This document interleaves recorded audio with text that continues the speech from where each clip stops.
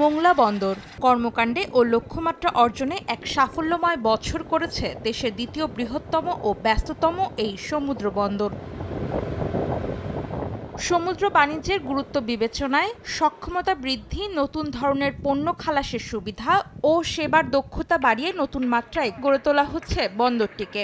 এর প্রতিচ্ছবিও উঠে এসেছে গেল অর্থবছরের আয় ব্যয়ের হিসাবে।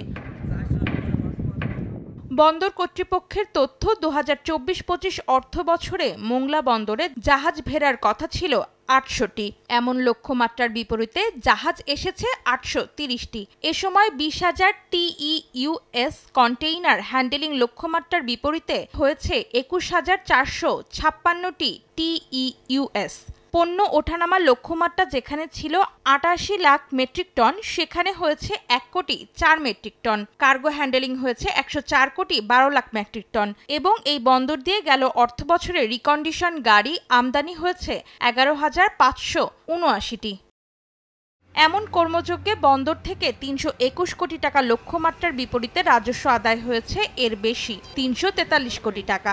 আয়ের সঙ্গে ব্যয়ের হিসাবেও দক্ষতা দেখিয়েছে বন্দর কর্তৃপক্ষ। ২০২৪-২৫ অর্থ বছরে আমাদের লক্ষ্যমাত্রায় প্রতিটি নিয়ামক বা ইন্ডিকেটর অর্জিত হয়েছে এবং যে জায়গায় মোংলা বন্দর কর্তৃপক্ষের ব্যয় সংকোচন সহ অন্যান্য বিষয় প্রত্যাশিত ছিল তাও নিশ্চিত করা সম্ভব হয়েছে। ২০২৫-২৬ অর্থ বছরেও উন্নয়নের জন্য বন্দর কর্তৃপক্ষ থেকে যতটুকু সম্ভবপর ততটুকু নির্ধারণ করা হয়েছে এবং এটি অর্জনের জন্য আমরা ইতিমধ্যে এই অর্থ বছরের শুরু থেকে কাজ শুরু করেছি।